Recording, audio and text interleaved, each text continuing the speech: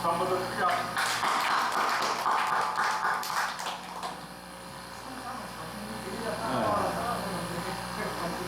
자, 오늘은 이제 곧 일어나 나가라 라는 제목으로 말씀을 드리겠습니다. 이제 곧 일어나 나가 왕의 부하들의 마음을 위로하여 말씀하시옵소서. 내가 여호와를 두고 맹세하옵나니 왕이 만일 나가지 아니하시면 오늘 밤에 한 사람도 왕과 함께 머물지 아니할지라. 그리하면 그 화가 왕이 젊었을 때부터 지금까지 당하신 모든 화보다 더욱 심하리이다 하니.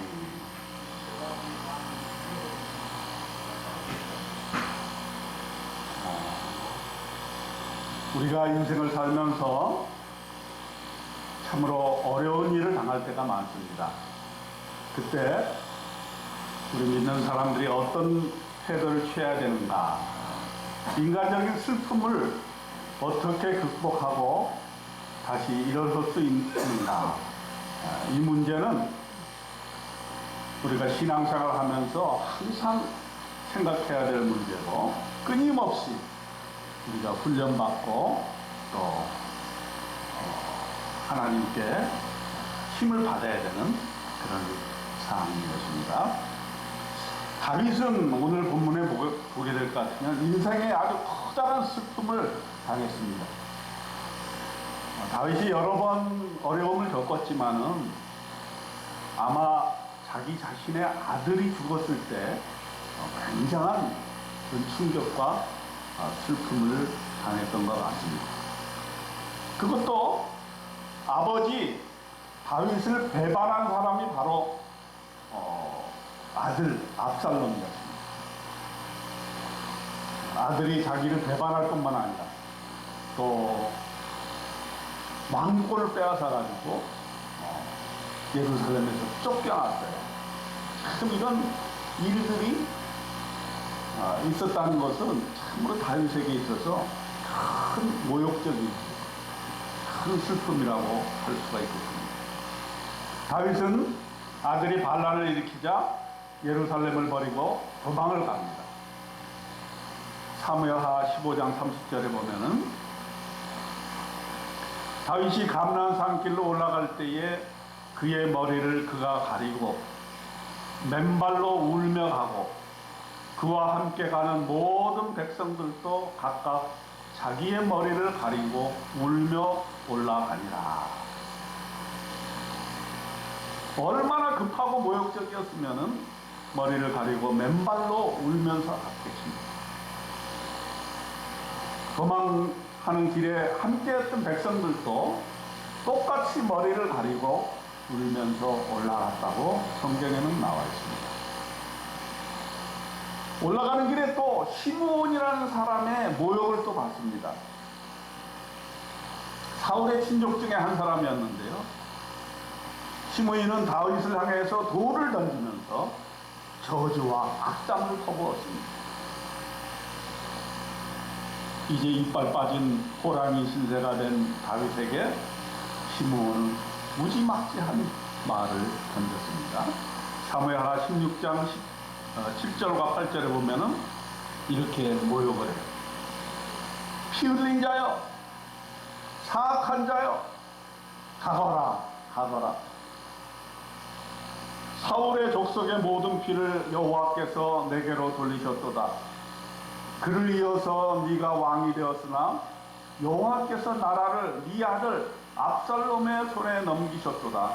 보라, 너는 피 흘린 자임으로 화를 자초하였느니라. 이렇게 모욕을 합니다. 그러자 옆에 있던 요압의 동생 아비새가 참지를 못하고 죽이자고 얘기를 합니다. 시므온을 죽입시다. 이렇게 얘기를 해요. 이 죽은 개가 어찌 내 주 왕을 저주하리이까. 청하건대 내가 건너가서 그의 머리를 베게 하소서. 사무엘하 16장 9절에 말하고 있습니다. 그런데 다윗은 죽이지 않습니다. 저주를 그대로 받고 있어요. 사무엘하 16장 11절과 12절에 보면은 이렇게 얘기를 하고 있어요. 내 몸에서 난 아들도 내 생명을 해하려 하거든 하물며 이 베냐민 사람이랴 여호와께서 그에게 명령한 것이니 그가 저주하게 버려두라. 혹시 여호와께서 나의 원통함을 감찰하시리니 오늘 그 저주 때문에 여호와께서 선으로 내게 갚아 주시리라 하고, 이렇게 자기가 도망하는 가운데 저주를 받을 때에 그는 이 저주가 내가 마땅히 당할 저주다, 하나님께서 허락하신 저주다, 이렇게 생각했던 것이죠. 그리고 그는 도망가는 신세였지만 죽일 수 있는 그런 기회가 있었음에도 불구하고 시므이를 저주하도록 그대로 내버려줍니다. 분노 조절을 잘하는 것이죠. 그냥 우리 생각 같으면 그냥 단칼에 죽였을 텐데 다르게 죽이지를 않았어요. 자기 아들도 자기를 배신하는데 나를 내쫓고 나라를 차지했는데 내가 시므온에게 당한 이 저주는 어찌 내가 감당하지 않을 수 있으랴. 하나님께서 주시는 이 벌을 내가 다르게 받겠다라고 다윗이 생각을 했던 것입니다. 그리고 하나님께 기도하면서 하나님 혹시 나를 불쌍하게 여겨주셔서 이러한 악을 선으로 갚아주시지 않겠습니까? 라고 기도하고 있는 것입니다. 사실 우리가 인생을 살다 보면 이렇게 악담을 들을 때가 있습니다. 말도 안 되는 악담. 사회생활 하다가 뒷담화를 들을 때도 있고 해코지를 당할 때도 있고 억울한 일을 당할 때도 많습니다. 그런데 우리는 이때 바로 우리의 신앙이 드러난다고 생각합니다. 우리가 아무런 이유 없는 고통을 당할 때에도 우리는 하나님 앞에 그 고통을 달게 받겠습니다 하는 자세, 그런 자세가 우리에게 필요하고 그것이 또 예수님의 모습이 아니었던가 이렇게 생각을 하게 됩니다. 예수님은 십자가에서 그 수많은 모욕을 당하시면서 침뱉음을 당하시면서도 그 모욕을 끝까지 참으시고 십자가에 짐을 지었던 것입니다. 그렇게 십자가에서 죽으심으로 말미암아 우리가 죄사함을 받고 구원함을 얻게 되었다는 사실을 우리가 알게 되는 것입니다. 그러므로 우리가 인생을 살 때에 지금 다윗이 당한 고난과 모욕과 능력을 참아내는 것처럼 우리도 인생을 살아나가면서 그러한 모욕과 능력과 슬픔을 이겨낼 수 있는 힘을 달라고 우리가 기도해야 될 줄로 생각이 됩니다. 무엇보다도 다윗은 원수를 자기 손으로 직접 갚지 않았다는 거예요. 이것은 바로 성경의 기본 원리입니다. 아무리 상대방이 나에게 해코지를 하고 나에게 악한 일을 한다 할지라도 내가 있는 그대로 갚는다는 것은 우리 믿음의 사람들이 해야 될 일이 아닌 것입니다. 다윗이 보여준 것처럼 그 능력을 참아내고 하나님께서 대신 갚아주시고 하나님께서 악을 선으로 갚아주실 것이라는 믿음을 가지고 우리가 대인관계를 가져야 될 것입니다. 근데 재미있는 것은 이 시므온이 이렇게 다윗이 도망갈 때 막 모욕을 하고 욕을 하고 돌을 던졌는데 다윗이 이제 나중에 예루살렘에 귀환을 하게 되니까 제일 먼저 달려가요. 그래가지고 뭐라고 얘기하는지 아십니까? 사무엘하 19장 19절에 보면은 내 주여 원하건대 내게 죄를 돌리지 마옵소서. 내 주 왕께서 예루살렘에서 나오시던 날에 종의 패역한 일을 기억하지 마시오며 왕의 마음에 두지 마옵소서. 이렇게 하면서 다윗이 다시금 왕권을 회복할 때에 제일 먼저 나가서 이렇게 자기 살려달라고 얘기를 하고 있습니다.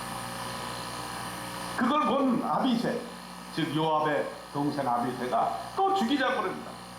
지난번에 죽였어야 되는데 이 녀석이 이제 우리가 다시 회복을 하니까 살려달라고 그럽니다. 이 사람 죽입시다. 그랬더니 다윗은 또 한 번 용서를 합니다. 23절에 보면은 오늘 어찌하여 이스라엘 가운데에서 사람을 죽이겠느냐?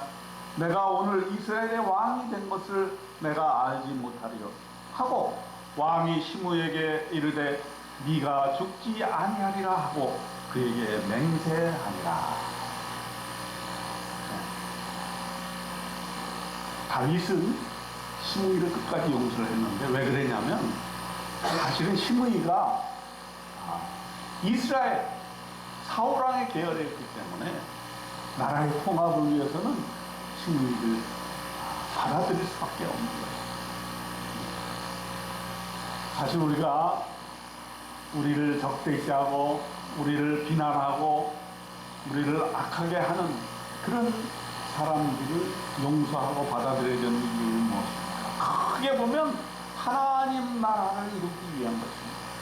우리를 반대하고 적대시하는 사람일지라도 우리는 그를 받아들여서 하나님 나라의 영광을 위해서 우리가 살아야 되는 거예요. 다윗의 왕국 남과 북을 하나로 통합시키기 위해서는 이렇게 자기를 반대하고 적대시하는 사람, 욕하는 사람, 돌을 던지는 사람도 자기가 포용해야 되겠다는 그런 생각을 가지고 있었던 것입니다. 그렇기 때문에 그가 참으로 위대한 이스라엘의 위대 나라의 왕이 될 수가 있었던 것입니다. 사실 우리가 세상 살다 보면은 이런 사람이 많지 않습니까? 내가 어려울 때에 배신하고 모욕하고 내가 또 조금 잘 되는가 싶으면 다시 찾아와서 아부를 떠는 사람이 있습니다. 인간적인 마음으로는 그냥 내치고 싶죠. 그러나 우리가 믿음 안으로 그를 포용해야 하는 것은 하나님께서 우리에게 예수 그리스도를 통해서 그러한 모습을 보여주었기 때문입니다. 오늘 다윗이 시므이를 포용한 것처럼 우리도 인생 살아가면서 우리를 적대시하고 우리를 모욕하는 사람들을 포용할 수 있는 그런 바다와 같은 넓은 마음을 우리가 갖게 되기를 원합니다. 저와 여러분, 예수 믿는 사람으로서 여러분을 적대시하고 우리를 해코지 하는 사람들까지 포용하는 넓은 마음을 소유하시도록 주님의 이름으로 축원드립니다. 우리가 예수님의 마음을 갖는다는 것은 이렇게 우리의 원수된 사람들을 포용하는 마음을 갖는 것입니다. 우리가 옳고 그른 것만을 따지다 보면은 우리가 통합할 수가 없어요. 항상 내가 받아들일 수 없는 사람까지도 받아들일 수 있을 때에 우리는 참으로 하나님의 사람, 하나님의 나라를 이루어갈 수 있는 것입니다. 어쨌든 이제 다윗이 압살롬 아들이 이제 반역을 해가지고 예루살렘을 차지했어요. 그래서 이제 다시 반격을 합니다. 이 반역자를 처단하기 위해서 사람을 모았습니다. 요압과 아비새와 입대를 모아놓고 다윗이 이제 압살롬의 모반을 이 문제를 해결하기 위해서 작전을 짭니다. 그러면서 그는 한 가지 부탁을 해요. 뭐냐면 사무엘하 18장 5절에 보면 나를 위하여 젊은 압살롬을 너그러이 대우하라.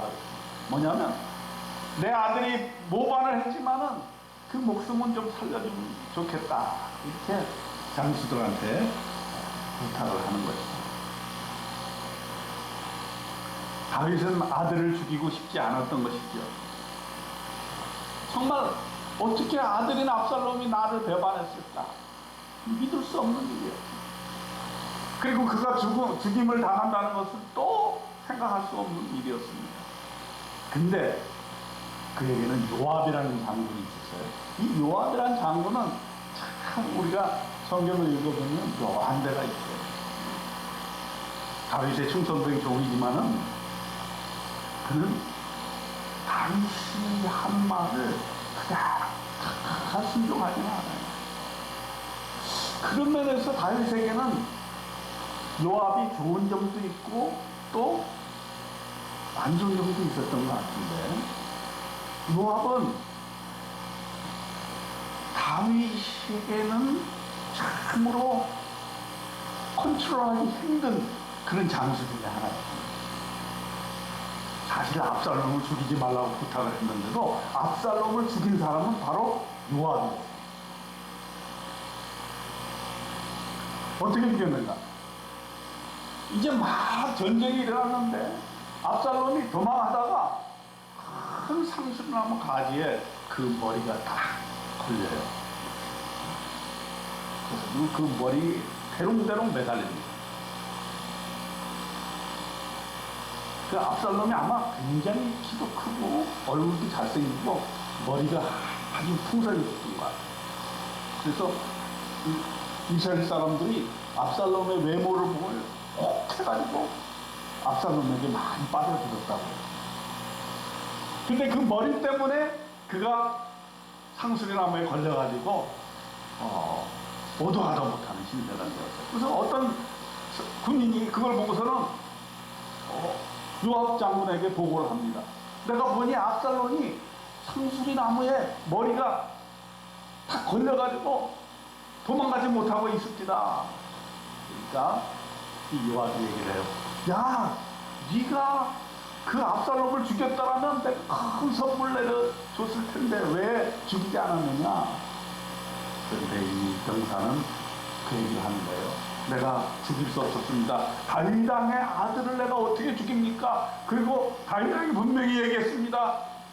제발 압살롬의 생명만을 살려주라고 얘기했기 때문에 나는 절대 죽일 수가 없습니다. 이렇게 얘기하니까 요압이 다윗에게는 그런 시간이 없다. 저는 확 달려가지고 요압을 칼로 찌르고 그 다음에 요압 주위에 있던 요압의 장수들 10명이 그를 제압해가지고 그 자리에서 요압을 죽여버려요.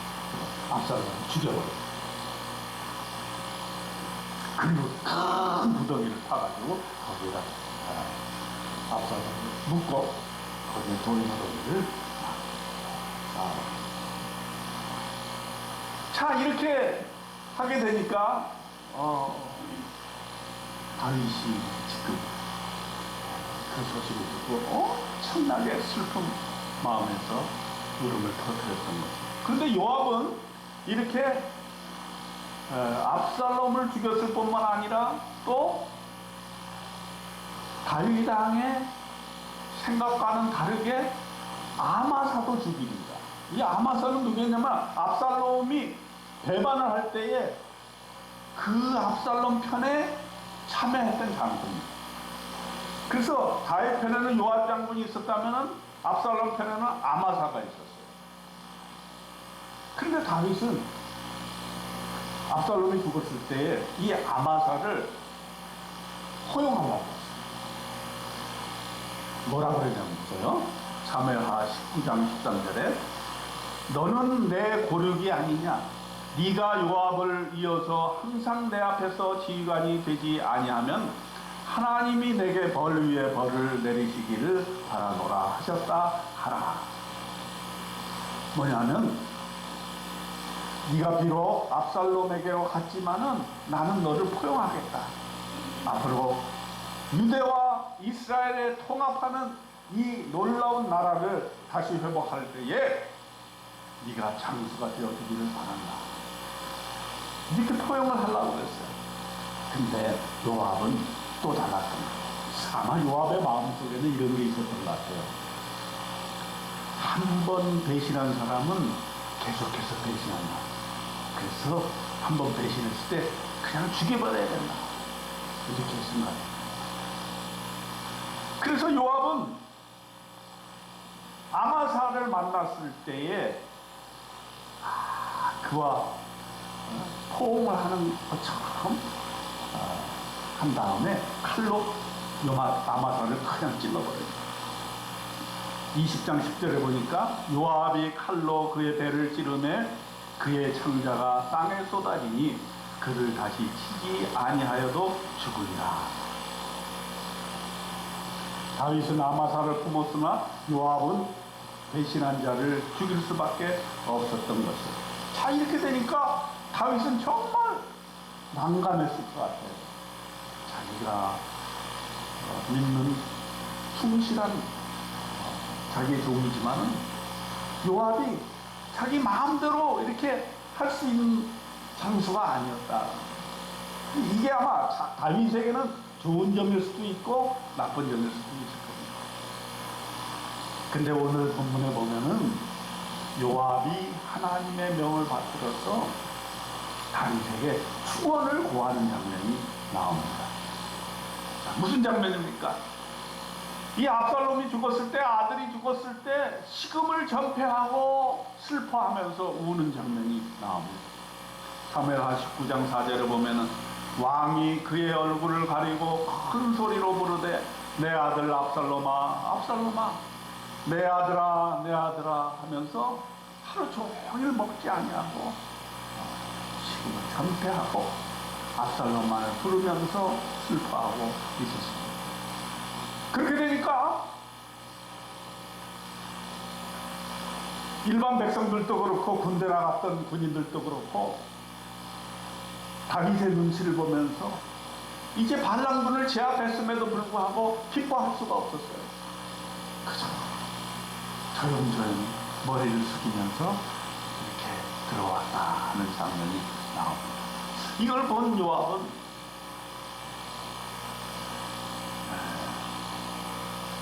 다윗 왕에게 직언을 고하지 않을 수가 없었어요. 뭐냐면 첫째, 더 이상 슬픔을 거두시고 우리 부하들의 마음을 위로하여 주시옵소서라고 얘기를 합니다. 왕께서 오늘 왕의 생명과 왕의 자녀의 생명과 처첩과 비빈들의 생명을 구원한 모든 부하들의 얼굴을 부끄럽게 하시오니 이는 왕께서 미워하는 자는 사랑하시며 사랑하는 자는 미워하시고 오늘 지휘관들과 부하들을 멸시하심을 나타내시니라. 오늘 내가 깨달으니 만일 압살롬이 살고 오늘 우리가 다 죽었다면 왕이 마땅히 여기실 뻔하였나이다. 사무엘하 19장 5절로 6절에 말씀하고 있는 무슨 말입니까? 이제 그만 슬퍼하라는 겁니다. 왕으로서 이제 해야 될 일을 해야 한다는 것입니다. 계속해서 지속적으로 오랜 기간 슬퍼하는 것은 부하들을 부끄러게 하는 것이라는 말을 담대하게 요압이 했던 것입니다. 이제 개인의 슬픔을 그치고 마땅히 왕으로서 나라를 위해서 해야 될 일을 해야 된다는 것입니다. 자, 요압 장군은 다윗의 말을 100% 순종 안 했지만은 다윗은 요압의 말을 귀담아 들었던 것 같아요. 다윗이 이런 면에서 봤을 때 어떤 면에서는 약간 우유부단한 면도 있었던 것 같아요. 그 아들 문제도 그렇고 또 아마사 문제도 그렇고요. 결단하고 처단해야 될 때 그것을 하지 못할 때에 요압이 나서서 그 문제를 해결해 줬습니다. 사실 우리가 인생을 살다 보면 이런 면이 있는 게 사실입니다. 우리는 우리와 가장 가까운 사람에 관한 문제가 있을 때 우리는 판단력이 흐려질 수가 있어요. 우리 정치가들도 보면 그렇지 않습니까? 자녀의 문제, 가까운 지인의 문제, 우리 편이라고 하는 우리 당이다, 우리 진영이다 하는 그것 때문에 전체 나라를 살펴보지 못하고 자기와 가까운 사람들의 유익만을 위해서 일을 처리하는 경우가 많은데 아마 요압 장군은 지금 다윗에게 그 얘기를 하고 있는 거예요. 당신이 지금 아들 문제로 너무 슬퍼하고 너무 시간을 낭비하고 있습니다. 이제는 나라를 생각하시옵소서, 신하들을 생각하시옵소서, 백성을 생각하시옵소서 라고 그렇게 조언을 하고 있는 것인데 이건 아무도 할 수 없는 조언이죠. 요압 장군이었기 때문에 아마 했던 것일 것이다 생각. 그러면서 요압은 뭐라고 당하게 얘기를 하냐면 만일 다윗 왕께서 계속해서 이렇게 슬퍼하시고 해야 될 일을 미루고 계신다 하면 모든 사람이 떠나게 될 것이라고 얘기합니다. 그러므로 이제는 곧 일어나 나가서 해야 될 일을 해야 한다고 권면을 드리고 있는 것입니다. 우리가 어떤 일을 당했을 때, 슬픈 일을 당했을 때 슬퍼하고 애통해하는 것은 우리의 인간적인 도리입니다. 그러나 그것이 너무 오래 지속되었을 때, 너무 오랜 기간 슬퍼하고 우울하고 낙담하고 어두울 때 사람들이 떠나갑니다.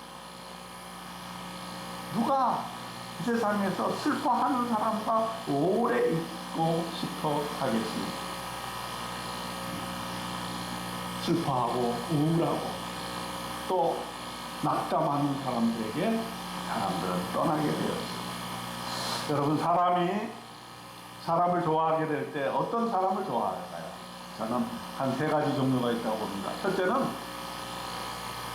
웃는 사람을 좋아합니다. 항상 웃는 사람은 그 사람에게 가면 편안하고 좋습니다. 그때 우리는 좀 웃어야 돼요. 시도 때도 없이 웃으시기 바랍니다. 우리 김광영 작가가 항상 사진 찍을 때 시도 때도 없이 웃으세요. 그러고 사진을 찍어요. 역시 웃을 때 그 사진이 잘 나오죠. 그런 것처럼 우리는 슬퍼하는 것은 잠깐이요. 우리는 우리의 삶 속에 항상 웃음을 띠고 미소 띠고 웃는 사람이 되어야 될 줄을 생각합니다. 그래야 사람들이 모이게 되는 것이죠. 저와 여러분도 항상 그 다음에 둘째는 감사하는 사람에게 사람들이 모여듭니다. 항상 감사의 말. 정말 감사합니다. 좋습니다. 모든 일이 잘 될 겁니다. 하나님이 우리에게 좋은 것을 보여주셨습니다. 이렇게 좋은 말을 하는 사람에게는 사람들이 모여듭니다. 그런데 불평, 불만, 비판, 볼 때마다 불평하는 사람, 여러분 같이 하고 싶어요? 그렇지 않아요? 저는 그런 사람 같이 하고 싶지가 않아요. 마찬가지로 저와 여러분은 항상 감사하는 사람이 되면 사람들이 여러분 가까이 있을 줄로 믿으니 감사하는 사람이 되기를 축원드립니다. 그 다음에 어떤 사람에게 모입니까? 베푸는 사람에게 모입니다. 커피 한 잔이라도, 냉수 한 그릇이라도, 우리 성경에 나타난 대로 우리가 주는 사람, 받았으니 거저주는 그런 사람에게 사람들이 모여들게 되는 것입니다. 그러면 여러분 항상 베푸는 사람이 되시기를 축원드립니다. 어쨌든 오늘 다윗의 얘기에서 나온 것처럼 우리 그리스도인들은 슬퍼할 때 슬퍼해야 되지만 그 슬픔이 너무 오래 지속되어서는 안 된다는 거예요. 때가 되면, 하나님의 때가 되면, 하나님이 일으켜 주시면 그 자리에서 일어나 나가야 하는 것입니다. 그리고 자기가 해야 될 일, 하나님께서 명령해 주신 그 일을 수행해야 되는 것입니다. 오늘은 그 다윗이 요압 장군의 말을 들었습니다. 그래서 이렇게 장면이 나옵니다. 왕이 일어나 성문에 앉음에 어떤 사람이 모든 백성에게 말하되 왕이 문에 앉아 계신다 하니 모든 백성이 왕 앞으로 나옵니다. 이제 슬픔을 거두고 왕이 다시금 일어나서 성문 앞에 앉아 있으니까 백성들이 다시 모여들게 돼요. 그래서 이제 다윗이 이제 그 반란의 어두움을 물리치고 다시금 이제 통일 왕국을 만들기 위해서 준비를 하게 되는 것입니다. 예루살렘에 다시 귀환해서 유대와 이스라엘을 통합하는 작업을 하는데 그를 모욕했던 시므이를 받아들이고 용서하고, 그러므로 사울 가문과 화해를 하고, 또 사위에서 손자였던 무비보셋을 만나서 오해를 하고, 왜냐하면 다윗이 그렇게 잘해줬는데 무비보셋이 다윗이 예루살렘을 떠날 때 함께 하지 않았어요. 오해가 있었어요. 종이 거짓말을 했어요. 무비보셋이 자기에게 왕권이 올까 기대하느라고 안 따라왔습니다. 이렇게. 근데 다윗이 나중에 와서 보니까 무비보셋이 그런 게 아닙니다. 그것은 내 종의 잘못된 거짓입니다. 나는 지금을 전폐하고 다윗이 돌아올 때까지 기다리고 있습니다. 이렇게 이야기해요. 그래서 다윗과 무비보셋이 화해를 하고 또 그동안 신세졌던 바르실레를 만납니다. 이 바르실레는 다윗이 어려울 때 도망갈 때 좀 재산이 많은 사람이었기 때문에 다윗과 함께한 사람들을 먹여 살리는 일에 도움을 줬던 사람이에요. 다윗의 좋은 점은 또 자기에게 잘해줬던, 어려울 때 자기를 도와줬던 사람을 결코 잊어버리지 않아요. 그래서 바르실레를 만나서 함께 예루살렘으로 돌아갑시다. 그래서 바르실레가 얘기를 해요. 나는 80이 넘었습니다.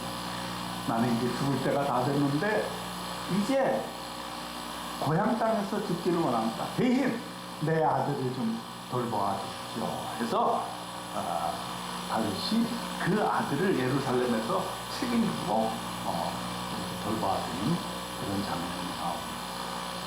즉, 이 요압의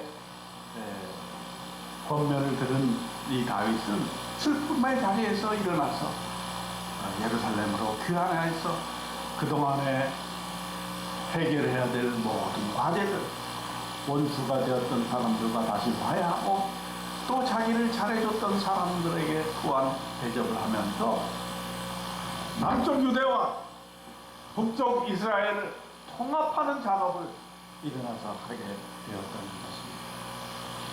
이 사실은 우리에게 무엇을 알려줍니까? 우리에게 여러 가지 인생의 어려움과 슬픔이 있을 때, 낙담이 되고 우울할 때 그것을 너무 오래 지속하지 말고 하나님께서 우리에게 주신 힘을 힘입어 일어나 나아가서 우리에게 맡겨준 사명을 감당하시는 저와 여러분이 되기를 원합니다. 일어나서 나가십시오. 하나님께서 여러분의 길을 열으셨다는 것을 알고 승리의 길을 열어주셨다는 것을 믿고 이 기회를 저버리지 마시고 주어진 길을 우리의 발걸음으로 걸어나가시는 저와 여러분 되시기를 주님의 이름으로 축원드립니다. 기도하겠습니다. 하나님 아버지, 우리의 슬픔, 우리의 우울, 우리의 문제를 주께서 아십니다. 그러나 너무 슬픔에 쌓여서 우리의 우울과 문제에 붙잡혀서 우리가 낙담하지 않도록 도와주시고, 하나님께서 주신 말씀에 따라서 우리가 일어나서 나가도록 하나님 도와주시옵소서. 우리의 무릎에 힘을 주시사 우리로 하여금 주께서 주신 우리의 사명을 기억하고 감당하고 일어나 나가서 그 일을 성취하는 우리가 되도록 하나님 축복하여 주시옵소서. 우리 주님 예수 그리스도의 이름으로 간절히 기도드리옵나이다. 아멘.